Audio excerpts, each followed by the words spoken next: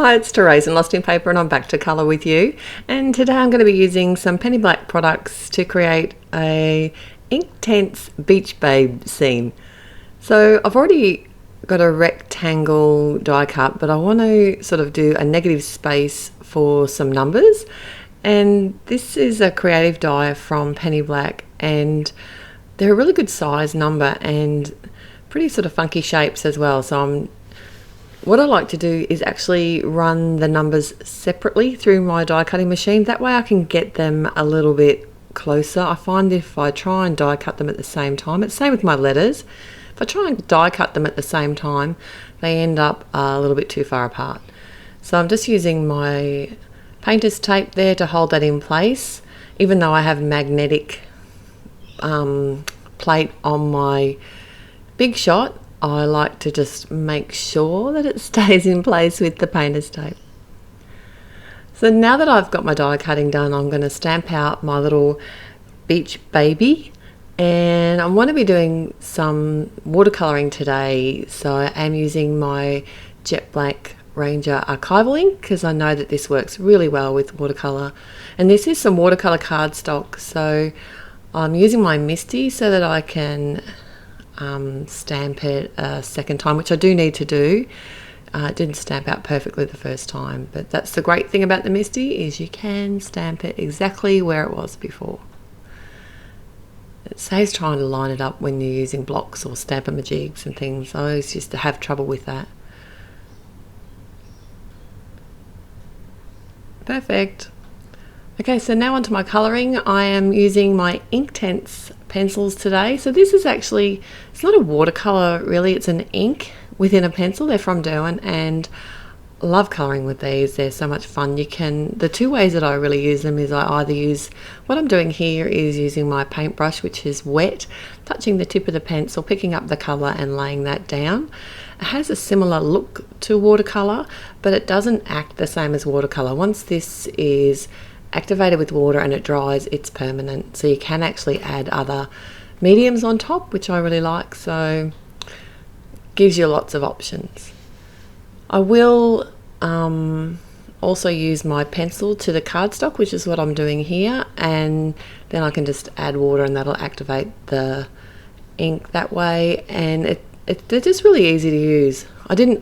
Initially I did have a little bit of trouble with them, getting used to them, but great colours and good fun.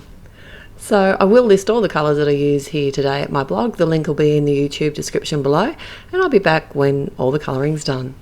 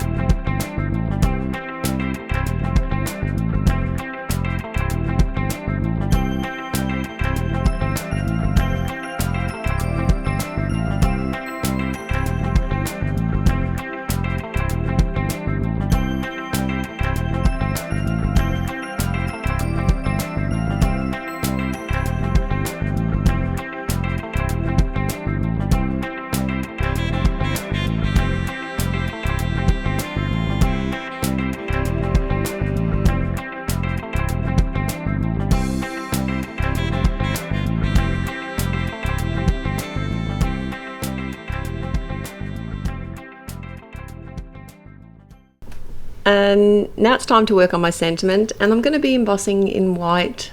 I know, again, but I just love the way it looks. It's just so bold and really makes the sentiment stand out. So this one's from the Happy Snippets set, and I have actually cut this sentiment in half. It will be easily put back together if I ever need to join it, but I think some things I'm more likely to use if they're cut ready to go than if I sort of have to mask, and it's so difficult to do things like that. It takes so much effort. Okay, and I've got a piece of design paper. I'm going to add this to the front of my top fold card. I'm doing a landscape style card today, and when I'm adding this, you'll notice it's actually, I didn't judge it very well. It's not cut perfectly to size. So what I do then is I make sure that at least the very top where the fold of the card is and one side is okay, and then I can just use my paper trimmer to trim down the wide edges. You can't really trim the top of the card where the card folds because it will fall apart. So if you actually make sure that your paper's stuck closer to the top where the fold is, you're laughing. I've added some washi tape. This is a chevron black and white one from Spotlight here in Australia. And that was it? I can't even remember.